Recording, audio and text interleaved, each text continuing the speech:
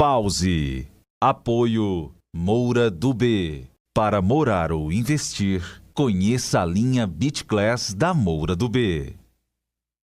Olá, sejam bem-vindos ao Pause, nosso encontro de todas as sextas-feiras nas plataformas do Grupo de Comunicação O Povo, com foco em informação e inspiração para a sua e para a minha vida. Sou Clóvis Holanda, jornalista da casa, e a partir de agora eu te convido a dar um pause na rotina.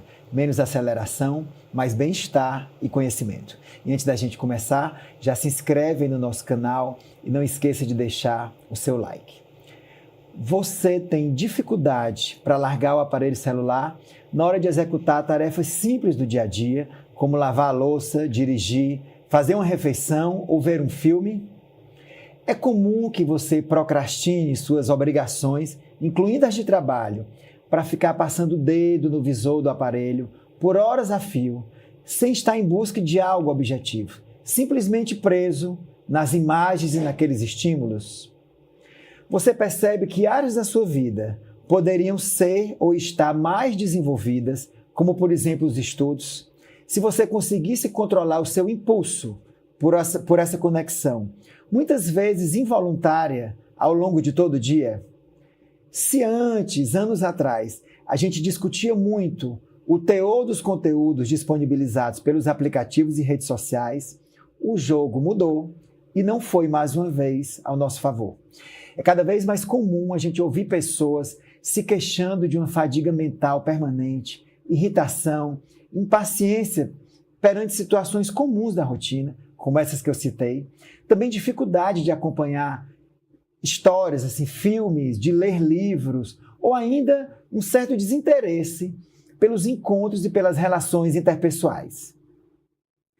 Em boa medida, esses sintomas estão relacionados com o excesso de estímulos e informações que recebemos a todo instante por esses aparelhos que estão com a gente 24 horas por dia. Pause hoje é voltado para você que deseja, a gente está no começo do ano, tempo de mudança, você que deseja reconstruir sua relação com esses dispositivos, retomando as rédeas de seu próprio tempo e em como você deseja usar seu tempo a seu favor.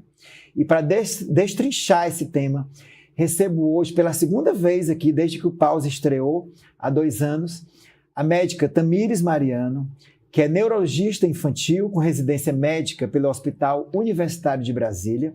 Ela atua aqui no Ceará, no Hospital Infantil Albert Sabin, com foco em doenças raras e neuromusculares. A doutora Tamires é muito reconhecida por unir ciência e comunicação de forma clara. Ela tem quase 2 milhões de seguidores no Instagram e também possui forte presença digital, como falei, onde ela orienta os pais e profissionais sobre o desenvolvimento infantil, sobretudo.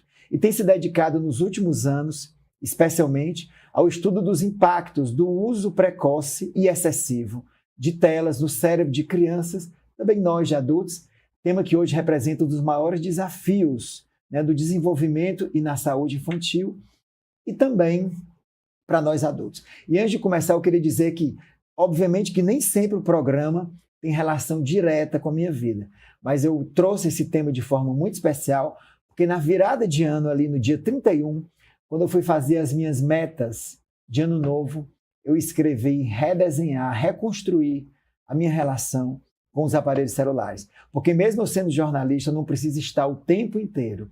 Então eu comecei esse ano criando novas estratégias que a gente vai discutir aqui na mesa. E o meu intuito é ajudar você também, que sente que algo saiu do seu controle. Olá, doutora Tamires. Olá. Seja muito bem-vinda pela segunda vez aqui em Pause. Aqui na minha abertura eu falei que de alguma forma o jogo tinha mudado, que a gente discutiu muito, Eu me lembro que no outro episódio que a gente veio aqui, a gente estava falando sobre TDAH, a gente falou sobre conteúdos, e esse assunto também veio à baila, mas eu entendo que hoje existe também uma relação diferente, Não sei se a gente pode usar a palavra vício, mas uma relação de dependência. E tenho visto pessoas cada vez mais se queixando de não conseguir mais exercer atividades e tarefas por conta dessa relação muitas vezes inconsciente, mecânica, que faz a gente estar a todo instante pegando o celular, seja no cinema, seja no trânsito, seja na refeição. Então a gente pode falar de um vício? Sim e não, Vou tentar explicar. Quando a gente fala em vício, normalmente o vício está ligado a alguma substância, né? O vício ou a adição está ligado a alguma substância. O que acontece com o uso das telas é uma questão mais comportamental, mas o circuito de recompensa, né, o mecanismo que ativa no cérebro é o mesmo, por isso que a gente compara, assim, com o vício, né, ou com a dependência. Como é que a gente pode pensar esse caminho que faz do momento em que eu abro aqui, por exemplo, uma rede social, e isso dentro do meu corpo gera, né, uma reação que me faz querer repetir isso várias vezes? Qual é esse caminho para a neurologia? Importante esclarecer que esse caminho é o mesmo para a criança e para os adultos. Então, o que eu vou falar aqui serve para os dois. A diferença é que o cérebro da criança, ele ainda está em franca construção, né? E o do adulto, ele já está um pouco mais pronto. A gente tem a plasticidade durante toda a vida. Então, o cérebro, ele é capaz, sim, de ir se remodelando conforme o que a gente vive, conforme o que a gente assiste, conforme o que a gente repete. Mas na infância isso é muito mais intenso. Por isso que a gente fala tanto desse tema na infância, mas hoje é algo que a gente precisa falar para todos. Porque eu vejo que os adolescentes sofrem, os pais sofrem e até os idosos. Hoje a gente tem um uso excessivo de telas e esse comportamento de dependência, de vício, também no grupo dos idosos. E aí o que acontece? Quando eu pego o celular, a mesma coisa serve para um tablet ou para a TV, mas o celular, como ele está mais próximo, tudo isso que eu vou falar, ele fica mais intenso. Quando eu pego o celular e desbloqueio ali, né, para entrar, seja numa rede social, seja numa plataforma de streaming para assistir alguma coisa, automaticamente isso manda um sinal para o meu cérebro que ativa essa parte aqui da frente, né, o nosso córtex pré-frontal, a liberar uma substância chamada dopamina. A maioria das pessoas associa a dopamina com uma substância relacionada ao prazer, mas não é necessariamente isso. Na verdade, a dopamina, ela gera uma vontade de repetir, de fazer aquilo de novo. Então, por isso que é tão viciante, por isso que é tão gostoso você abrir ele, porque você não sabe o que vai vir. Essa sensação de eu não sei o que vai aparecer ali quando eu rolo a tela, eu não sei o que vem depois, eu comecei a assistir um vídeo, eu não sei exatamente o que vai acontecer depois. Essa sensação é a sensação da dopamina. Então não é sentir necessariamente prazer. Muitas coisas geram prazer, mas por que a gente acaba buscando tanto a tela? Tipo, dormir também gera prazer, comer gera prazer, estar com quem a gente ama gera prazer, mas por que a gente acaba recorrendo tanto ao uso da tela, e principalmente ao celular, e principalmente a essa rolagem? Por isso, porque eu busco, na verdade, não o prazer, eu busco essa sensação de querer de novo e não saber o que vai acontecer. E quanto menos eu sei o que vai acontecer, mais prazeroso é. Por isso que os jogos, os games, eles são tão viciantes. Por que a gente tem, inclusive, adultos viciados em jogos do tigrinho, em esse tipo de conteúdo?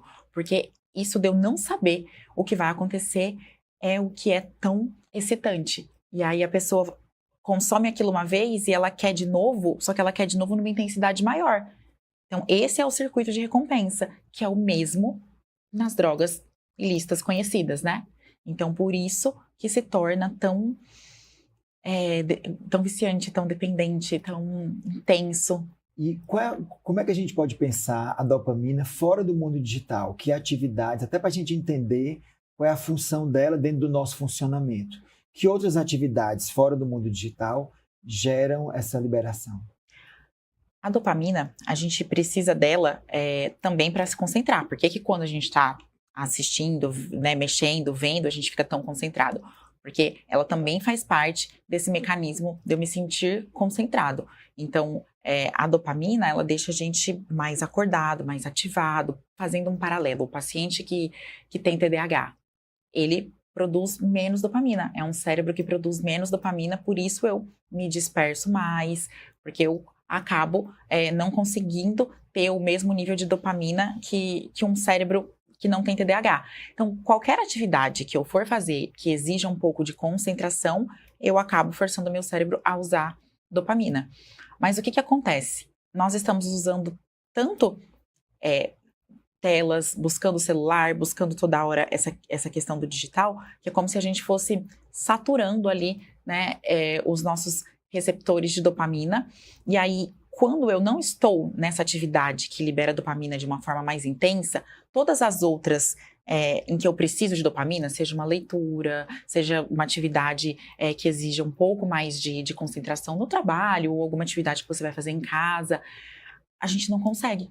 Por isso que a gente tem essa sensação, você começa a fazer e aí você começa a se sentir meio irritado, ou você precisa de você pausa, você se distrai, é como se fosse o cérebro do TDAH ali. Você usou tanto em outros momentos, no caso a tela, né, de uma maneira que não deveria, e aí a hora que eu preciso dela é como se ela faltasse. Tentando, assim, simplificar, muito mais complexo que isso, mas tentando simplificar é mais ou menos isso. E aí na hora que a gente precisa, não tem. E para você conseguir recuperar isso, eu preciso realmente criar estratégias e fazendo isso aos poucos para ir recuperando essa atenção. A gente vai conversar já já sobre as dicas e estratégias, mas eu queria até me dirigir, não sei se essa pessoa está assistindo, mas no post que a gente fez, falando sobre o tema do programa, e que a doutora Tamires ia estar aqui, uma pessoa comentou que as redes celulares, que os smartphones, os aparelhos, eles são recursos do dia a dia e são úteis a ajudar a vida. Então, vou aproveitar esse começo do programa e dizer que nós não estamos falando da utilidade prática. Nós estamos falando de um uso compulsivo, involuntário e sem objetivo do celular. Um aspecto é você pegar, uma atividade é você pegar o aparelho para olhar algo, para fazer um check-in de um voo, para pedir um carro, para pedir uma comida e tal. Nós estamos falando de pessoas que se sentem perdidas ao longo do dia em uma navegação involuntária e sem foco, e sem sentido, e sem ter uma intenção. Então, doutora, quais são as principais queixas de quem está nesse lugar que motivou esse programa? As pessoas que fazem uso completamente sem controle e sem intenção e sem um objetivo, simplesmente se sentem presas nessa rolagem. Para chegar ao nível da pessoa perceber, e aí é onde realmente mora o problema, porque é tão automático a gente pegar o celular em qualquer momento em que a gente está livre, ou que a gente está perdido, ou que a gente está entediado, ou que a gente tem que esperar, que isso entra numa automação. E aí a gente precisa entender, nem todo mundo que usa o celular em modo automático vai se tornar dependente ou apresentar sintomas relacionados à dependência ou vício. Tem pessoas que usam ali no modo automático, mas aquilo não gera esses sintomas.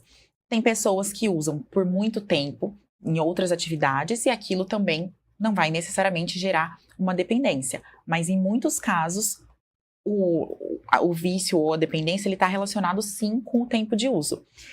E quando a pessoa começa a perceber que impactou, ela já está muito comprometida. Assim como em outras situações, a gente demora a perceber que perdeu o controle.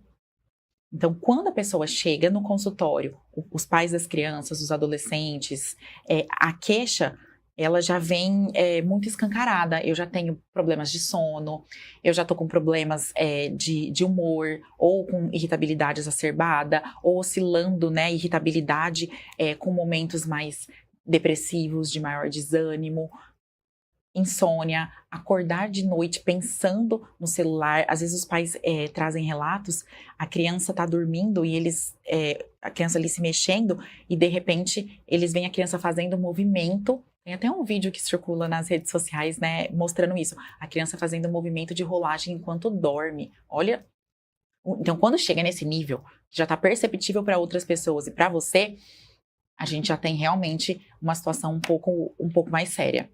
É muito comum os adultos hoje em dia acordarem e a primeira ação do dia ser pegar o celular, desbloquear e começar. Isso é muito ruim. Uma coisa que eu tento passar para os pais dos meus pacientes, porque imagina assim, gente, eu atendo majoritariamente crianças, mas eu atendo adolescentes e atendo adultos jovens, principalmente os meus pacientes, né, que querem continuar ali o acompanhamento. Mas a criança aprende por repetição e por modelo. Quem é o principal modelo, ou deveria ser, são os pais. E o que eu vejo no consultório? Atrás da minha cadeira no consultório tem uma plaquinha escrita, né? Por gentileza, não utilizar o celular no momento da consulta. Tem uma fotozinha de um smartphone e, né, aquele símbolozinho vermelho, porque eu preciso do símbolo, porque para algumas crianças que ainda não sabem ler, né, eu mostro Porque quando elas começam a pedir o celular para os pais, eu mostro que não pode.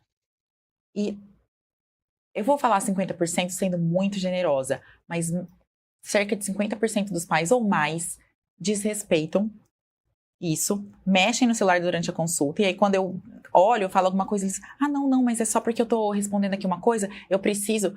E aí, dependendo do nível de intimidade que eu tenho, eu falo, poxa vida, a consulta ela é a cada 6 meses.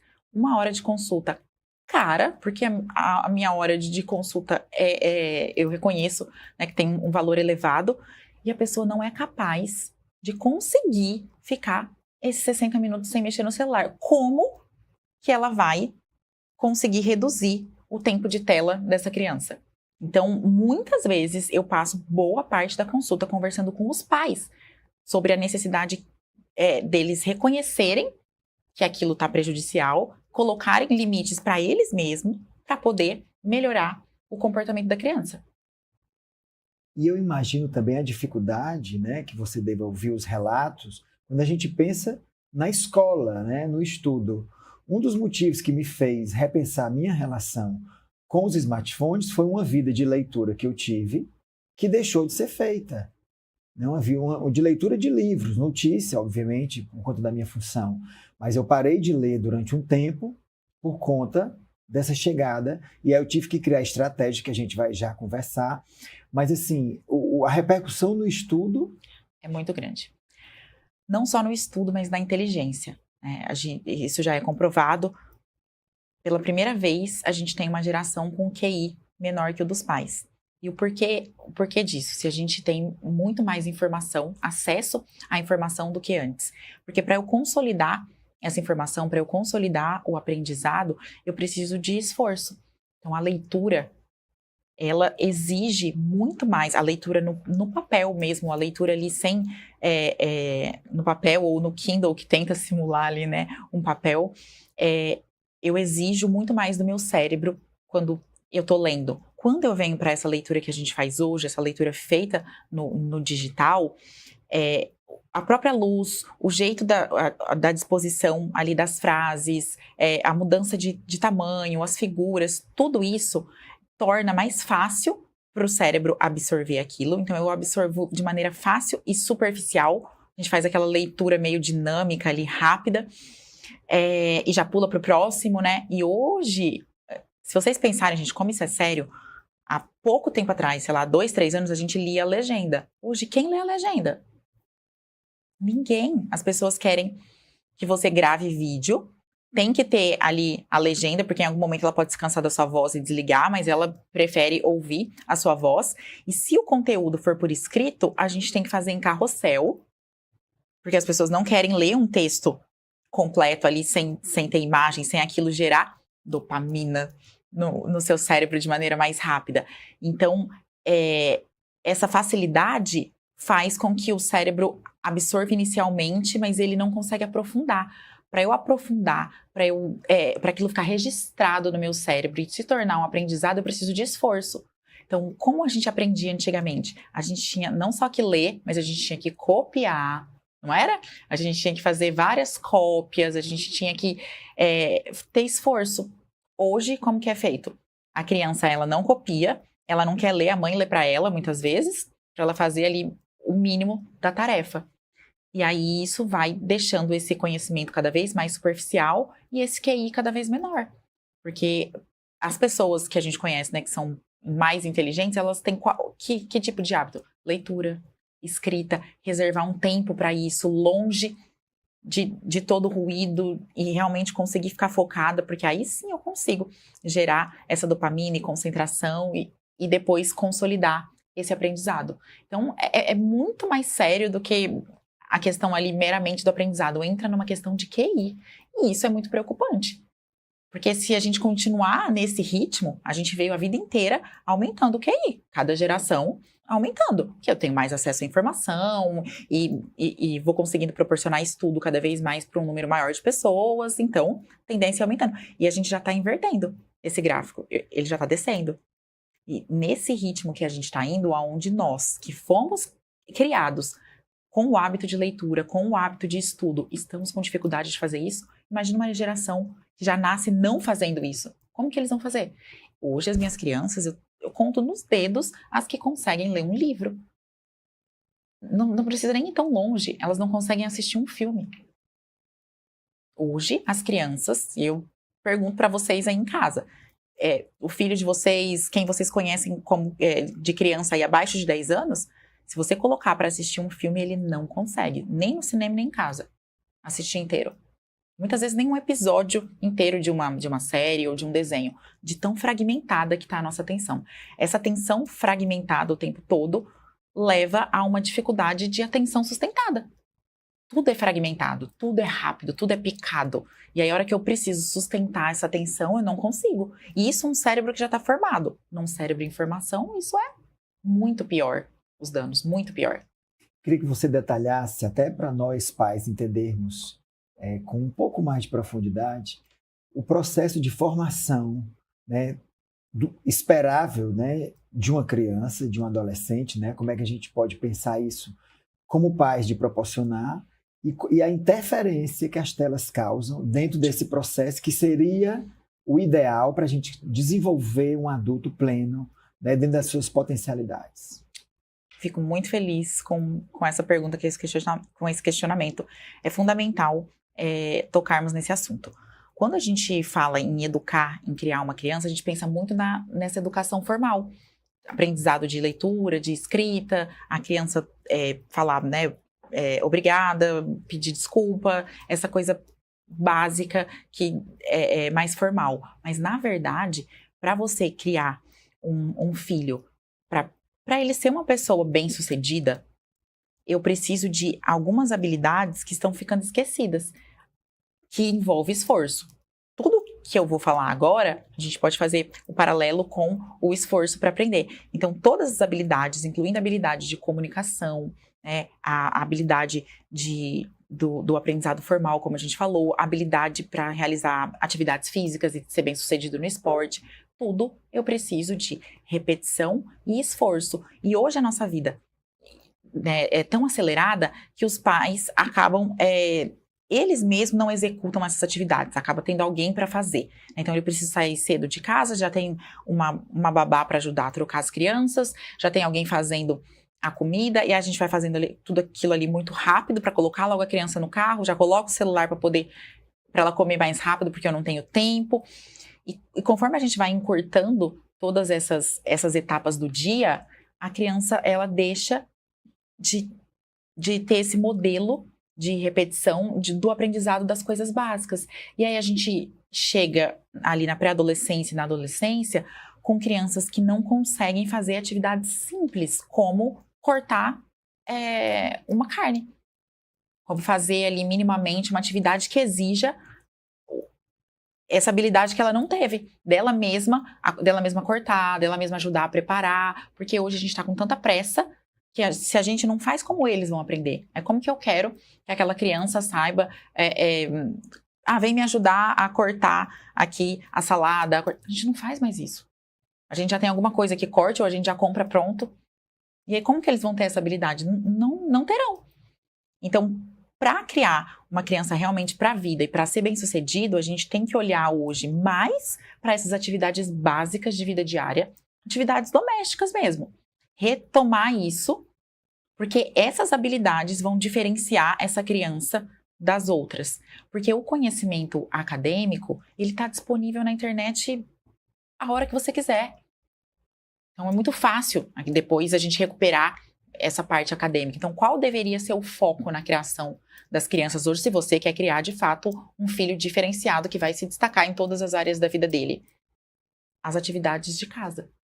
Então, as crianças, elas precisam realizar, e aí, óbvio que o modelo de aprendizado, ele vai ser muito melhor se for o pai ou a mãe fazendo. Eu posso terceirizar isso e pedir, né, para ajudante doméstica, ou para avó, ou para babá, quem fica fazer? Pode, vai funcionar? Vai. Mas quando o modelo de aprendizagem, né, de repetição, são os pais, funciona muito mais, porque tem a questão realmente do vínculo, da admiração. Então, você preparar o jantar e levar o seu filho junto para ele ver os passos, você abrir a geladeira, você tirar ali, você cortar, você preparar, e ele te ajudando, é um aprendizado diferente do que se uma terceira pessoa estiver fazendo isso, uma ajudante ou alguém de fora estiver fazendo isso com ele. E se ninguém fizer isso com ele, obviamente, ele não vai ter esse aprendizado. E essa habilidade vai fazer falta na hora que ele precisar se virar.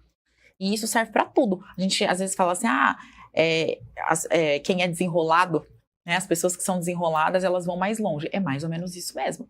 Quanto mais habilidades você ensina para o seu filho, então tudo que você for fazer, o ideal é que você chame a criança para que ela veja você fazendo e ela aprenda. Só que hoje a gente não faz, e tá às vezes com tão pouco tempo, que eu sei que se eu for chamar a criança, eu vou ter que explicar, que aí os pais não fazem isso. Então, a gente precisa olhar para essa parte realmente das habilidades domésticas simples. Então, arrumar a cama, arrumar as coisas dele, ajudar o pai a trocar uma lâmpada. Da vida real. A vida real. Isso é tão ou mais importante do que a alfabetização, do que ler um livro. Eu preciso disso aqui que está se perdendo para eu poder depois explicar e essa criança conseguir entender a importância de ler um livro, de passar por todo o processo de aprendizagem. E, inclusive, isso acaba impactando até na questão de carreira. Porque quando você cresce vendo e participando desses processos e vendo a evolução, você entende que você vai passar por isso durante o seu estudo, você vai passar por isso na faculdade, você vai passar por isso no emprego. Quando eu pulo esse modelo aqui, eu crio essa geração que não aceita ser subordinado, que não aceita ter que galgar para conseguir chegar, né, naquele cargo. Ela já quer começar naquele cargo, ela já quer ser tratada igual a pessoa. Aí a gente chega na geração Z, isso, que é a primeira geração que veio com esse, né, com esse rescaldo de uma educação terceirizada ou não comprometida com as bases, digamos assim. Agora eu quero jogar a conversa para o outro oposto. A gente falou de criança, a gente hoje em dia discute muito a longevidade e o cérebro, né? A gente tenta evitar as doenças, as demências, e ao mesmo tempo a gente tem também uma geração de pessoas 60 mais, completamente, né, muito conectadas em telas. E aí eu queria saber, né, para a neurologia, qual é o efeito disso quando a gente pensa na longevidade, de se cuidar para viver mais e melhor, né, enfim, partir de uma forma digna desse mundo. Então, qual é o efeito na cabeça dos 60 mais, por exemplo? Para explicar, eu quero que vocês façam uma reflexão com vocês mesmos, aí quem tem 30, quem tem 40, como está a memória de todo mundo hoje? Hoje, a gente lembra cada vez menos as coisas simples. Você vai falar um endereço, você vai falar, quem sabe, de cabeça, aí decorado, um telefone sem ser o seu. O CPF de alguém. Antes a gente decorava todos os telefones. Então, imagina se nós, jovens, já estamos com a memória falhando e os idosos. Então, realmente, esse grupo dos idosos, eles ficam muito prejudicados. Porque para eu manter uma velhice com uma mente saudável, não vou nem entrar no mérito do físico, tá? Vamos para a parte cognitiva. Para eu manter uma velhice com um cognitivo ativo, eu preciso realizar atividades que fiquem constantemente lembrando o meu cérebro de se exercitar. Então, idosos que conseguem chegar ali nos 80, 90 lúcidos, normalmente são idosos que têm hábitos de fazer palavra cruzada, de ler, de escrever. Saiu um estudo japonês recente que mostrou que o principal fator que contribuiu para... nos japoneses eles avaliaram, né, aqueles mais lúcidos, assim, com idade mais avançada e mais lúcido, o que eles faziam de diferente? Pegaram, imagina, um grupo onde todos liam, todos jogavam baralho, todos tinham o hábito de fazer palavra cruzada, todos tinham o hábito de escrever, e qual foi o hábito principal para ele conseguir manter aquela mente ativa e a cognição boa? A escrita. Porque na escrita, a gente precisa a gente trabalha, né, ali a coordenação, o que a gente chama de motricidade fina. Eu preciso buscar na memória como é mesmo que eu escrevo essa palavra, como é mesmo que eu faço aqui, né, essa grafia. Então, eu trabalho várias áreas do cérebro, muito mais do que a leitura, por exemplo. Então, o hábito da escrita. E hoje, gente, qual é o hábito que a gente mais está perdendo? Mais até do que a leitura? A escrita. Hoje a gente não escreve mais para praticamente nada, tudo é digitado. Então olha como é sério isso. Então, isso vai impactar, já está impactando nos idosos, só que vai impactar ainda mais em todas as gerações. Porque o idoso, ele escreveu a vida inteira, então ele ainda chegou aqui lúcido. Se a gente que já não está escrevendo mais, e essa geração que não escreveu, como vai chegar a memória deles aqui? Eu fico, assim, quando eu paro para pensar nesses assuntos, eu fico realmente muito preocupada. Eu falo, o que vai acontecer? Então, para eu manter essa mente ativa, eu preciso dessas atividades que exigem esforço. Escrita, leitura, jogos, interação. Esse idoso, ele tem que estar ali conversando, interagindo. Tudo isso mantém a mente dele ativa. Aquele idoso que fica sozinho, só mexendo no celular, que hoje é uma cena comum. Hoje você chega, né, na casa de um idoso, antigamente você chegava, ele queria conversar, não era? Colocava a mesa, ia bater papo sobre a vida. Hoje a gente chega na casa de um idoso, o que acontece? A TV tá ligada e ele tá com o celular na mão. É muito triste. Então esse idoso, ele vai deprimir mais rápido, ele vai demenciar mais rápido, vai ter mais problema de memória, porque é como se ele tivesse desistido de tudo que estava mantendo ali ele ativo, né? Tanto fisicamente quanto o cérebro ativo. Quando a gente pensa nas relações interpessoais, quando eu estava me preparando para esse episódio, a gente já discutiu aqui, até em outros momentos, que as redes e os aplicativos nos distanciou dos encontros, dos momentos, porque a gente conversa tudo nos grupos. Mas tem um elemento novo nesse processo todo, que eu também encontrei, fui ler para me preparar para estar aqui com a doutora Tamires e com vocês, que é a impaciência da escuta. Não é só eu não estar mais tão disponível para ir para o café, para ir para o bar, para ir encontrar meus amigos como antes, que a gente conversa muito por grupos e etc. É quando eu estou com eles, com as pessoas, de tão acostumado que meu cérebro ficou de ver esses vídeos rápidos, eu não tenho mais paciência para esperar as pessoas fazerem raciocínios, se colocarem, e aí isso também diminui o interesse nos encontros. Exato. E eu queria que você falasse sobre esse aspecto que eu fiquei muito impressionado. Eu digo, gente, a gente tem mais uma etapa aí. Mais uma etapa. E a pandemia, né, eu digo que ela acelerou um pouco esse processo. Como todo mundo ficou em casa e ali muito no digital, e viu o quanto era gostoso e confortável manter essas amizades de dentro de casa, né? E aí, quando a gente sai desse período de pandemia, as pessoas, elas estão com essa sensação mesmo de uma preguiça social, né? Tanto que, e tem gente que usa muito aquele termo, né? Sai, interage ali um pouco e fala, tô com uma ressaca social, né? Então, o que acontece? Para eu prestar atenção no que o outro está falando, eu não preciso só do interesse, porque de fato pode ser um amigo que você goste, que você se interesse, mas aí ele começa a falar e o seu cérebro, ele tá tão acostumado a receber informações fragmentadas, não é só a questão do que acontece ali, né, por conta dos vídeos rápidos, é que tudo hoje é rápido. E a gente tá acostumando o nosso cérebro a receber informações fragmentadas e a ser multitarefa. O nosso cérebro hoje, ele é multitarefa, a gente tá sempre fazendo uma coisa, pensando em outra, o que eu vou fazer depois, e isso e aquilo. Então, eu tenho um cérebro programado para fazer várias coisas ao mesmo tempo e que está acostumado com uma velocidade de informações rápida. Quando eu sento para conversar aqui, igual nós dois estamos, olhando um para o outro, sem celular na mesa, e eu preciso sustentar a minha atenção no que você está falando, o meu cérebro ele tem dificuldade. Mesmo que eu tenha interesse em prestar atenção no que você está fazendo.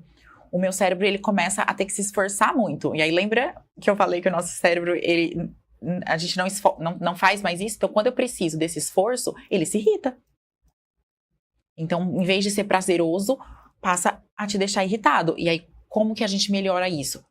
Treinando, né? Ficar se forçando ali a prestar atenção, a se interessar. E aí, o cérebro é um músculo também. A gente pode, do mesmo jeito que ele ficou aí destreinado, né, a prestar atenção, se a gente for se forçando. Não, eu vou ficar aqui conversando com você 15 minutos e não vou mexer no celular. Aí você vai treinando ele de novo para conseguir sustentar essa atenção. Mas quanto menos você faz isso e mais ansioso você tá, mais coisas na cabeça, mais irritado você fica para conseguir ter aquela conversa. E isso serve para outros momentos também. Às vezes alguma coisa dentro de casa, né? Uma coisa simples que te pedem para fazer em casa e você tá ali e aquilo já te causa uma irritação muito grande, né? Às vezes alguém pede um favor simples, do tipo, me dá ali o controle, ou desliga ali ele para mim, ou vai... E aquilo te gera uma sensação muito ruim, mas é por conta disso, é porque teu cérebro ele tá tão acostumado ali com essa coisa fragmentada e rápida, e aí qualquer coisa que fuja disso, que te deixa irritado. No final do dia também, e aí agora eu vou falar como um paciente, você sente um esgotamento Sim. mental que você não consegue mais, digamos, relaxar com atividades com as quais você relaxava antes. Eu sempre assisti muitos filmes e desde que eu entrei no jornalismo, eu estou aqui no Povo há 20 anos, no meu 21º ano aqui de casa, eu sempre disse, não, eu passo o dia consumindo jornalismo, notícia, e à noite eu sempre tenho meus filmes, ou tenho um livro, né, que foi o hábito que eu retomei, mas aí o cansaço, a fadiga, a estafa mental é tamanha que você não quer ouvir nem voz, né? E eu queria que você falasse sobre isso para a gente também refletir sobre isso e entender o mecanismo, né, de forma que isso nos leve também a um autoconhecimento do que está acontecendo. A gente está hiperestimulando o nosso cérebro. E esse hiperestímulo, ele não é sustentável. Então, o nosso cérebro, ele tem uma capacidade muito grande de receber informações, de processar essa informação, mas a velocidade com que o digital está trazendo isso para a gente e a intensidade dessa informação, como a gente recebe e a quantidade, o nosso cérebro não consegue acompanhar. Então, a gente tem um cérebro que fica em hiperestímulo o dia todo. Só que isso não é sustentável. Então, quando chega o final do dia, é como se ele falasse, eu não consigo tolerar mais nada. Nem a voz e nem nada. E aí, isso é antiprodutivo. Porque você acaba não conseguindo fazer quase nada e ainda fica irritado. Então, o que precisaria ser feito? Ao longo do dia, a gente precisaria de algumas pausas para o nosso cérebro ali se reorganizar, ficar bem, aí depois você volta a fazer aquela atividade, para você chegar no final do dia com aquele cansaço normal que a gente tinha antes. E não nesse nível de irritabilidade e cansaço. É um cansaço mental tão grande que ele chega a ser físico. Muitas vezes você não tem mesmo nem vontade de ir para academia ou fazer uma atividade que você gostava, porque mentalmente o seu dia foi tão exaustivo e você exigiu tanto do seu cérebro sem pausas, que aí ele fala, agora eu não consigo fazer mais nada. Parei aqui. Já que você não quis parar, eu vou te parar. E aí acontece isso. E a tendência, se as pessoas continuarem nesse ritmo, são os burnouts. Hoje, antigamente a gente mal ouvia falar de burnout. Hoje a gente tem, né, o burnout do trabalho, o burnout materno, né, alunos com burnout. Por quê? Porque a gente acha que o nosso cérebro é uma máquina, de fato ele é, mas também não é assim infinito. E a gente vai e toma café, sem falar no uso indiscriminado dos estimulantes, que hoje os adultos fazem muito, né? Toma ali o metilfenidato, a lisdexanfetamina, que são os remédios de TDAH, para conseguir render no trabalho. Emenda uma coisa na outra e outra e outra. Nossa, meu dia foi super produtivo. Chegou ali 5 horas da tarde, você está nesse nível de irritabilidade, de cansaço, de estafa, e o cérebro não consegue mais produzir. Ele esgota toda a dopamina. Lembra aquilo que eu falei lá no começo? Né? Eu vou gastando essa dopamina e é como se saturasse ali, e aí ele fala, agora não dá mais. E aí quando eu saturo essa dopamina, vem a irritabilidade, porque o seu cérebro queria continuar com aquilo, não tem mais aquela substância, aquele neurotransmissor, e aí eu fico irritado. Sem querer tirar as relações de trabalho, as relações como você citou aí, de burnout infantil. Enfim, a gente entende que existem situações que levam a pessoa ao burnout. Mas a partir da sua fala, a gente pode entender que esse acesso contínuo às telas, ele é um grande elemento para essa alta de burnout coletivo que a gente está assistindo. Com certeza. E aí, gente, entendam, porque aqui pode parecer que eu estou colocando as telas como vilã e elas não são.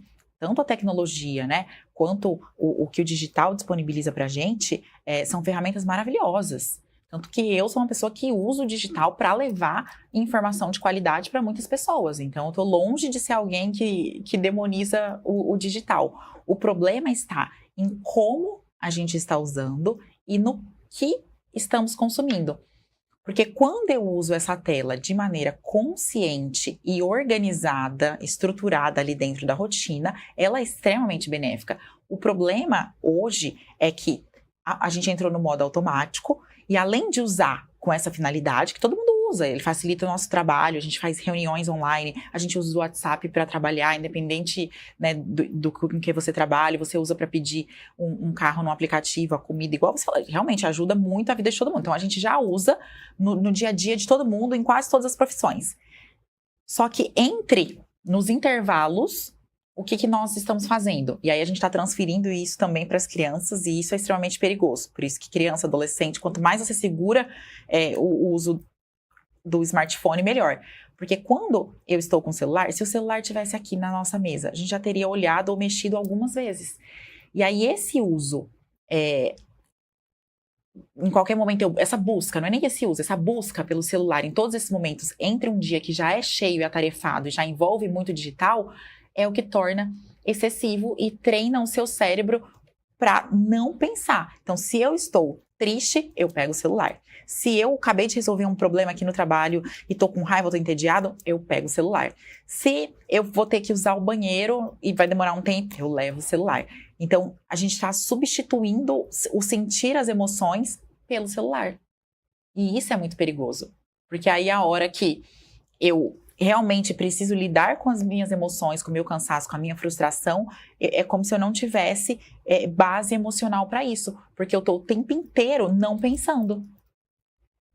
Por que para quem escreve, você como jornalista vai saber melhor que eu, para escrever, para ter inspiração, a gente não precisa ficar no silêncio, se afastar de tudo para ter o tal do ócio criativo? A gente está tirando isso hoje. E aí eu acabo substituindo a tela por todos esses momentos de tédio, de todos os sentimentos, e aí eu não tenho repertório para lidar depois com aquelas emoções. Aí é onde realmente, e aí eu já estou no cansaço físico e do trabalho e de tudo, e ocupo todo o resto com tela, a conta chega mais cedo em forma de uma depressão, de um burnout, de ansiedade, vícios, compulsões, em outras coisas. É tudo tão real. Não é?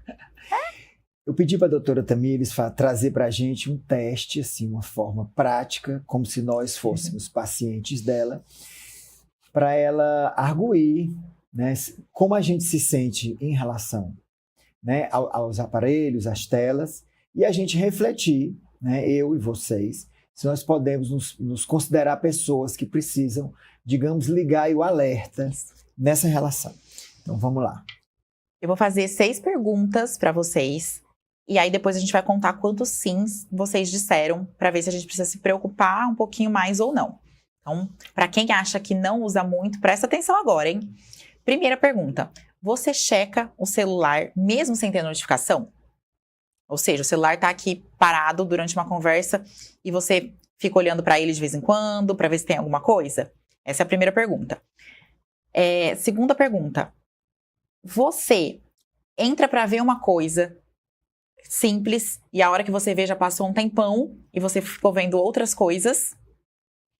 Terceira pergunta. Você sente ansiedade quando esquece ou quando fica longe do celular? Por exemplo, aqui eu já tô há um bom tempo longe do meu celular e tô me sentindo bem, mas muitas pessoas quando ficam longe ou esquecem, têm essa sensação de ansiedade. Quarta pergunta. Você interrompe conversas para olhar para o celular? Que é esse mesmo exemplo que eu dei, que as pessoas hoje têm muita dificuldade, enquanto estão numa mesa de um bar, de um restaurante, de não ficar checando o celular. Eu acho que essa aqui quase todo mundo vai responder que sim. Quinta pergunta.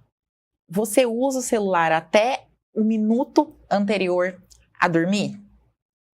Essa também, hein? Sexta pergunta. É a primeira coisa que você faz ao acordar é mexer no celular? E aí, quantos sims? Eu acho que eu dei uns 5,5 das 6. Mas até quantos sims a gente deve se preocupar? Se as pessoas responderam pelo menos 3, a partir de 3 já deve ligar o alerta. Óbvio, gente, isso aqui não é diagnóstico, né, de nada, não é consulta, mas é uma reflexão mesmo. Fica um convite à reflexão. 3 ou mais, você precisa olhar para isso com mais cuidado, porque você já está naquele modo automático que a gente conversou. Não significa que o modo automático é uma pessoa que está dependente, mas o modo automático acaba levando à dependência. Então, essa é a reflexão que quem tá em casa precisa fazer. Porque, às vezes, as pessoas ainda não perceberam que estão no automático. Então, comece a observar os seus hábitos. E se você estiver no automático, tente não ficar fazendo as estratégias que você já vai dar exemplo daqui a pouco. Então, eu me programo para não usar o celular ali tanto tempo antes de dormir, para não usar o celular de manhã, para não usar... E se você consegue fazer isso, gente, você não tá dependente, né? Ou viciado. Agora, se ao tentar fazer esse controle você não consegue, esse é o principal sinal de alerta para todo e qualquer vício. Quando você não consegue ter o controle. Então, o automático é uma coisa. A partir do momento que eu identifiquei que eu estou no automático e eu quero tirar, eu quero reduzir, eu quero ficar aqueles momentos sem, se eu consigo, ótimo, você está no controle, então o caminho é continuar só se organizando. Agora, se eu tento ficar no controle e eu não consigo, eu falo, não, eu não vou usar o celular 30 minutos antes de dormir. E aí eu fico me burlando e todo dia usando, ou o horário da manhã. Não, eu vou esperar 15 minutos para pegar o celular, eu vou primeiro escovar o dente e tal. E aí no primeiro, segundo dia você não consegue, aí sim, esse sinal é um sinal realmente importante para pensar mesmo em risco ou dependência. Você não conseguir ter o controle, porque aí o celular já está tomando o controle do seu pensamento, né, e do seu comportamento. Aí é onde mora o perigo. A gente vai já falar sobre as estratégias práticas, né, que você vai dizer aqui para quem quer virar essa chave. Mas algo que mais me chamou a atenção quando eu comecei a usar o celular de forma intencional e me perguntar se naquele momento eu precisava, né, justamente para criar esses blocos de leitura, de estudo, é que sabe o que aconteceu? Nada. Eu parei, li, o mundo estava do mesmo jeito, as mensagens que chegaram não precisavam ser respondidas instantaneamente, não tinha nada, a vida estava normal, não tinha... Ok. Ótimo. Né? Então, assim, não foi aquela 1 hora, 2 horas, 3 horas para ver um filme, para ler um livro, que me tiraram da realidade. E aí eu queria que você dissesse agora dicas práticas para quem nos escutou até agora, que entendeu que precisa desse apoio, como é que ele pode começar a redesenhar aí essa relação. Eu acho que se vocês colocarem assim, escolhe 3 coisas. Vamos pensar aí em 3 limites, 3 horários para eu não usar a tela, né? Minha sugestão, refeição. Então, se programe e se proponha a não usar o celular em nenhuma refeição. Nem dentro de casa e nem fora. Fora é mais difícil, né? Mas então, eu falo às vezes para a família, para eles fazerem uma caixinha mesmo, para colocar o celular nos ambientes em que não é para usar. Então, eles têm uma caixinha de guardar o celular perto da mesa de alimentação. E aí a família toda tem que colocar o celular ali. Todo mundo senta para comer, come. E isso mesmo quando você não vai comer aquele almoço de domingo, mesmo que seja ali a refeição rápida, aquele lugar e a hora de comer sem tela. Então, essa caixa, ela dá um caráter simbólico, sim, né? A você depositar ali para começar. Para comer. Isso, ajuda, porque aí ele te lembra que você tem que deixar ele ali. Porque se você deixar ele no seu bolso ou perto de você, você vai sentir esse impulso do automático de querer mexer. Então, nesse começo é muito importante ter esses simbolismos. Então, coloca ali na caixinha e não usa. Antes de dormir, o que eu oriento os pais dos meus pacientes? Nem preciso dizer que, primeiro, que criança não tem que ter celular, nem adolescente. E se tem, é óbvio que vocês têm que tirar do quarto durante a noite, porque é durante a noite que tem maiores perigos dele jogar, dele conversar com quem não deve, né? Então, é óbvio que o celular da criança e do adolescente não tem que estar no quarto dele. Mas vamos puxar para os adultos. Se proponha também a não dormir com o seu celular do seu lado. Eu coloco meu celular para carregar à noite no banheiro do meu quarto. Então, e o despertador, banheiro perto, toca. Tem a Alexa, tem outras maneiras para despertar. Porque a primeira coisa quando eu falo isso, as pessoas falam, mas e como que eu vou acordar? Dá para acordar, a gente dá outro jeito. Sem falar que é perigoso a gente deixar o celular carregando perto da gente. Então, aí você já teria esses 30 minutos antes de dormir, ou 1 hora, se você conseguir sem, e outro horário, então refeição, antes de dormir, e aí tentar não deixar mesmo perto, porque é a questão do controle e do automatismo. Mesmo que você deixe ele perto de você e fale, eu não vou mexer, se você acordar de noite, ou se você estiver sem sono, você vai mexer, gente. É automático. Né? Então, realmente, não ter ele na nossa visão ajuda muito. E o terceiro momento seria o acordar. Se proponha a acordei, eu vou escovar o dente, vou fazer alguma coisa e demora ali 15 minutinhos, pelo menos, para olhar o celular. Aí eu nem vou adentrar aqui, porque realmente teriam inúmeros benefícios de fazer qualquer outra coisa que não o celular quando a gente acorda. Senão a gente já acorda deixando o cérebro como hiperestimulado. Ele já começa naquele ritmo frenético que a gente falou, multitarefa, porque aí é óbvio, a gente olha pro celular, a gente lembra o tanto de coisa que a gente tem que fazer. Então, realmente acordar sem olhar o celular e fazer qualquer outra coisa, mesmo que seja sentar na cama, você não precisa falar, eu vou ler, eu vou fazer uma oração. Não, você pode fazer nada. Acorda com calma. Isso já muda o dia, né? Então, eu acho que escolher esses horários para não usar já é um grande primeiro passo. Agora, quais atividades a gente pode fazer para justamente resgatar, né, o cérebro? Resgatar essa capacidade do cérebro, né, de pensar, de se relacionar melhor com as informações mais longas, mais complexas? Sendo bem sincera, eu acho que o principal não são nem as atividades, a gente precisa resgatar a conexão.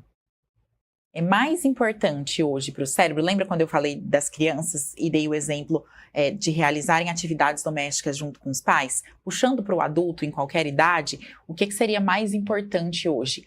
Resgatar a conexão com o outro. Então, se forçar mesmo a prestar atenção enquanto o outro fala, criar momentos, seja com seu esposo, com seus filhos ou com alguém que more com você, de realmente ouvir a outra pessoa, conversar, participar daquele momento.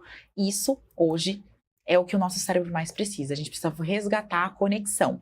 E aí, pensando em atividades, seriam atividades que envolvam a atenção sustentada, que te gerem frustração. Um ótimo exemplo é quebra-cabeça.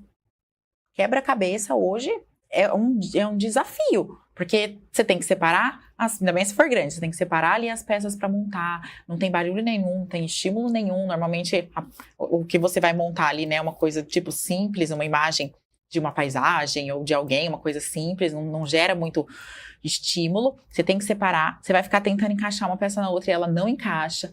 Mesmo que você consiga, vai demorar um tempão para ficar pronto. Então, atividade como quebra-cabeça, para adulto mesmo, é excelente para tentar recuperar. A leitura nem se fala, mas eu quis dar um exemplo de uma atividade que realmente trabalha várias habilidades do cérebro. Olha. E a escrita é outra. Olha aí, lição de casa. Escrita, leitura, quebra-cabeça e a conexão interpessoal. E a conexão interpessoal, sem Muito dúvida. Obrigado, doutora Tamires, mais uma vez por estar aqui com a gente, sempre trazendo essas informações tão ricas, importantes e práticas. Quem quer acompanhar seu trabalho, pode ver por onde? O meu Instagram é @doutora Tamires Mariano, né? Assim, o DRA de doutora e meu nome Tamires Mariano. Lá eu compartilho muitas informações sobre esse assunto e outros, e também tenho os meus contatos, né? Tanto para agendar consulta, como também o contato da minha assessora para outros projetos e palestras. Esse é um assunto que eu adoro falar, inclusive nem vi o tempo passar. Tão gostoso que foi esse nosso papo. Muito obrigado, até o próximo então. E a você que nos acompanhou, espero que esse programa tenha alcançado o sentido de quando nós pensamos nessa pauta, que é justamente nos ajudar, né, a viver melhor e a construir com mais foco e sentido o nosso futuro. Te espero na sexta-feira que vem, agradecendo a equipe técnica aqui em Pause.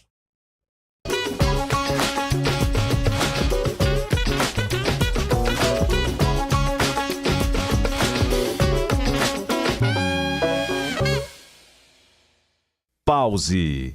Apoio Moura do B. Para morar ou investir, conheça a linha Beach Class da Moura do B.